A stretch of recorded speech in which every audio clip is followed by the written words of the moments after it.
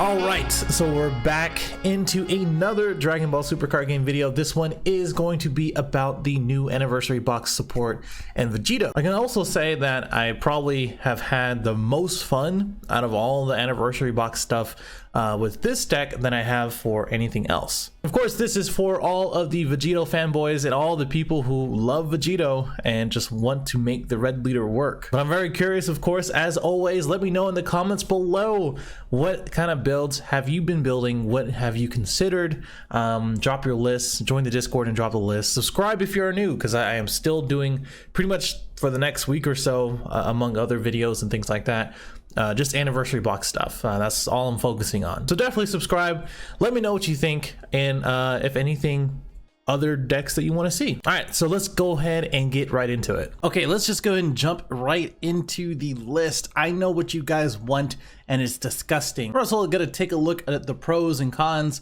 and a couple things before moving into the more specifics and the things that you actually need to know to play the deck and what to be aware of. If you didn't know, or the thing that's not shown here, is gonna be the leader itself, which it is a red leader, a mono Saiyan leader. The only thing that's not in this deck that I kind of like is the new Champak Super Saiyan 3 Gohan, which does burn a life as soon as it activates Alliance, which in this deck you can probably get off pretty easily with the Trunks, with the Topo, with any of the Goku and Vegetas, and I mean, that's all I can really say about that. That's probably one of the things to consider that I'm probably going to mention a little bit later. But again, if you didn't know the leader, it gives green, red, and I do believe blue colors to all Son Gokus and as well as Vegetas in all areas. That means energy, that means hand, that means whatever. And on the backside, if you have 10 or more Goku and Vegetas, you gain 5k power and double striking swings. The only downside, which again is in the cons, is that you don't swing and draw on the awakened side, or the unawakened side, that is. But because of the new support, which we're going to get into in a second, it is very important that you use that leader in order to actually gain all of the benefits of the new 5-drop. But as far as the pros, from what you can see, it is a turn 2 triple striker. And the way that I say that, or the reason why I say that, is because of Hyper Rush. Hyper Rush and as well as Repeated Force, both of them are triple strikers, and it really depends on which one you want to do. Lightning Speed Vegito also is a target that can get out Hyper Rush and Vegito, and or Hyper Rush Vegito and as well as Repeated Force. But the turn 2 is basically playing out the Polymorphic Patora, or playing out the two Vegetas, or Saiyan Goku, Saiyan Duo Son Goku and Saiyan Duo Vegeta onto the field turn 2, swing with the leader or something else, or even with the Goku or something else basically. Meaning, and then using the 5-drop drawing 2 for free, and then pay the 2 red energy in order to go into Hyper Rush or Repeated Force, which does help quite a lot. Hyper Rush helps you awaken, it draws you 2 cards, and it pops a card on the field, and it pops a card out their hand, and it's really quite good. That's pretty much the best target for you. And of course, turn 4 SCR, the best SCR for this deck, I will let you know, is going to be the blue-yellow one, because you can go ahead and use that from the deck in order to play it out using the 5-drop Vegeta or Vegito. That's simply because you tap down multiple cards, you draw 4 cards, and now you have a 40k triple striker. But because you can do it, I went ahead and added in the set 2 SCR with triple attack, triple strike, all that good jazz. It just unfortunately loses to a lot of things like negging and things like that. Time magic, you know the drill. The deck does have red X's and DB4 Vegeta, which does give you all the colors that I mentioned before. You have Topo, you have all the other things that if you want to use in red as well. There's a lot of cheap draw 2 cycle in which you draw 2 from the Koisekai, you draw 2 with the 5-drop Vegeta or Vegito, etc. Even with the Hyper Rush, you draw 2. So there's a lot of stuff that lets you draw, but it is, again, in the cons, kind of draw dependent. The leader doesn't really do too much. It just sort of sits there. All the cards in the deck and the support that it has right now basically does all the work for you, and you have to kind of see what you need to see. Also, Repeated Vegetos, which again, the powers combined here, which you draw 2, yet again, another cheap cycle and a 20k. The Saiyan Duo and as well as the Polymorphic Patora, those are really good for powers combined on turn 2, turn 3, whatever you want to do, that you're not doing the 5-drop Vegito instead. The reason why I also put repeated Vegitos is that I think there's a couple comments on Facebook or YouTube, whatever that I saw, in which it didn't matter if it was once per turn for the activate main and battle, which we're going to take a look at in a second. But it is pretty important because if they respond with, like, let's say the Trunks counterplay that came out of set 10 and it returns back to hand, then if you have another target in your hand or in your deck, you can go ahead and whiff on that target, say no target, and then activate it again, and then just get your Vegito out. And again, it is dependent on the Vegito engine. It is just what it is. There's a couple other techs here like Mirror Assaults from the Skies and a couple other things, but the important things are the new support, which we do have the 3-drop Goku and the 3-drop Vegeta. Both of them do exactly what you need them to do, in my opinion. They're both really good. One negates the attack and you get to play the card. The other prevents a 15k or less from being played. It doesn't even get the effect. So they're both really, really strong in their own right. Being a 1-cost counter and a 0-cost 5k and a 10k attacker. And then basically the reason why they are a 1-cost is that their permanent says if you have 3 or more energy, you reduce this card in your hand and your deck by 2. So again, they're basically 1-cost. And the reason why that's important is because not only that you have options to play it on their turn for Unipatora, but also that polymorphic Patora or the other anniversary box Vegito basically plays them out because it is reduced in the deck by 2. So there are 1-drops which it requires 2 drops or less. The other part of it is that if you lead a card as Vegito, not a red Vegito, both of them you get to take a life by paying 1 red and then go ahead and play it, which is really cool because if you are being stalled out, or if you need to awaken, or if you need that extra card in your hand and as well as a body on board to Unipatora, then you can go ahead and do that. And Vegito is going to be the one on the right side where you get into it. But what I've been usually doing is responding with one of these by turn 3 and then paying 1 red in order to take a life and then play the card and then go right into Unipatora and then use the next effect. Because the leader is a draw 2 and not an untap 2 or untap 1, it is a little bit hard, which is why you use the bean in order to manipulate your energy just a little bit.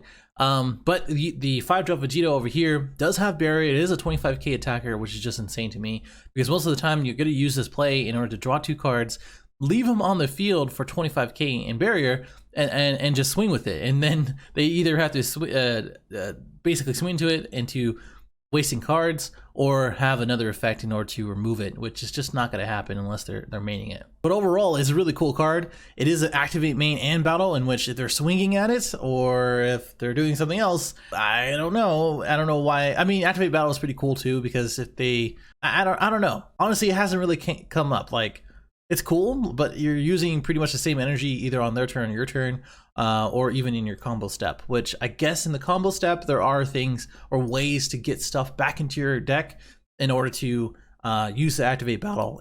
In order to get that 7-drop or less on top of this card. But I will say it is pretty cool if there is a battle card swinging into the 5-drop Vegito, let's say it's a 30k and they combo up to 35 or something like that, you use the 2 energy, the 2 red energy in order to find the Hyper Rush and then pop it as long as it doesn't have barrier. Ending the battle, you pop a card out of their hand, you draw 2 cards, and you can take the life, all in their turn, which is pretty cool.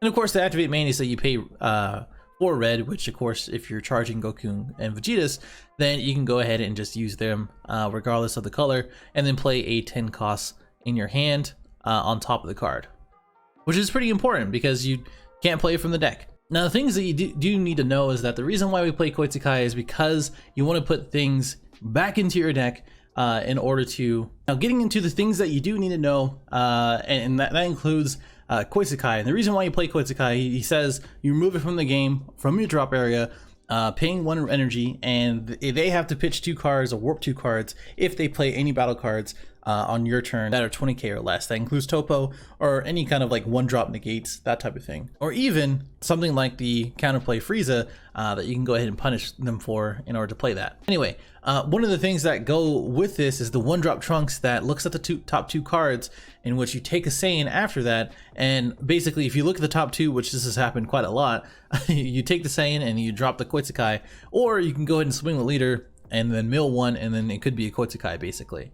But the reason why you do that, of course, is that you basically have up to 2 cards in your hand, or you can choose 2 cards in your hand and then put it at the bottom of the deck, which you can do that to Vegeta here, Hyper Rush, or the Repeated Force, or even the one that's not listed, which is the Lightning Speed Vegito, and all of them have to be in the deck in order to use the Resolve Combine, and this is kind of like the perfect thing to do that with. And then we also have the Polymorphic Potara, which again is going to be the same 2-drop Goku, the Vegeta, or the Goku in order to, or on turn 3 basically, in order to play them out. And then of course the Powers Combine, using those two as targets, and as well as Resolve Combine. As long as they are the same power, you can go ahead and use the Polymorphic Potara and then go into Potara on these two. And then lastly is going to be, or are going to be, the cards to consider. I did like the Demigra, Unison, and Sorcery, and as well as a 5-drop Frieza, now that we're talking about it earlier, but it didn't really come up, and I kind of liked all the other cards to kind of coincide a little bit better. I think these two can really boost the deck in order to help you awaken, even though the 3 drops, the Goku and as well as the Vegeta, can help you do that. But Demigra is pretty much a permanent 15k attacker unless they somehow remove the markers in a way that it can't interact, and as well as some removal with this -3. And then of course Frieza is just sort of busted, and you can kind of add some more stuff around there, since you're going to be playing green technically with all the Goku and Vegetas that you play. And then we also have Heartfelt Plea, which the 25k Vegito is a draw 2 swing, 25k with barrier, you awaken, and then you go into Heartfelt Plea and then to Triple Flash, because you are a Red Saiyan, so why not just use those two? And I liked it at first, but it was kind of too convoluted. If you can make it work and make it work around your deck, then I can suggest doing that, but otherwise it's okay. You know, being able to draw 2 on the Vegito, drawing 2 with Offering, and then drawing 2 with Triple Flash is quite nice anyway. And then we also have the Broly's SCR. It's cool, but you might as well just play the other SCR with Vegito if you're going to be playing the 5-drop Vegito target anyway. But it is nice because as soon as you play the Hyper Rush and they attack it or they remove it, which is going to happen, they don't really want to deal with a triple striking threat like that, then the Broly is going to be coming out. And it works well with the 3-drop Vegeta and Goku, because you are taking those life. You can do that anytime. You can go down to 1 pretty easily. Plus, you can play the 1-drop Paragus that you can pop your own Hyper Rush and then go into the Broly Secret Rare and then go for Double Strike dual attack with no cards in their hand. And of course, we have the Kaioken. I like the 3-drop a Vegeta instead, because I like the 5k boost. Since you're going to be playing Bean, if you have a lot of energy to work with, you might as well just go be a 25k leader. But this does have Deflect, and it does have the activate 2 red in order to remove something that has barrier, which your deck doesn't really have, like barrier removal. So, or this deck does, I would say. And then we also have Bardock the Resolute, which I think as of this recording just had a ruling change, so that's a bummer. Oh well, it's still something to consider if you are going to be doing more of an aggro variant, in which you know, does have some interactions with the critical or something that makes them take a life, like Offering. And then we also have Super Saiyan Blue Vegito Soaring Blow. It is a free Potara, which again you can use Polymorphic or the Saiyan Duo, and then you can get to remove 2 cards in their battle area and replace them at the bottom of the deck. It is a nice little 20k attacker that removes, and it gets around stuff that can't be KO'd, which is nice. And then that's it. That is the whole deck. Hopefully that helped as far as a nice little quick deck profile and get you on the right track to building this deck, and as well as the support. I'm going to be trying to make things for 21 Apes and a number of other stuff that comes out of the anniversary box. I know that there are set 11 release stuff. Bandai needs to calm it down just so I can keep up and test all this stuff. But let me know what you think of this deck and what other decks that you want to see in the future. And subscribe if you're new. Like, dislike, join the Discord, sub to my Twitch, all that. Okay, I'm gonna see you guys in the next one.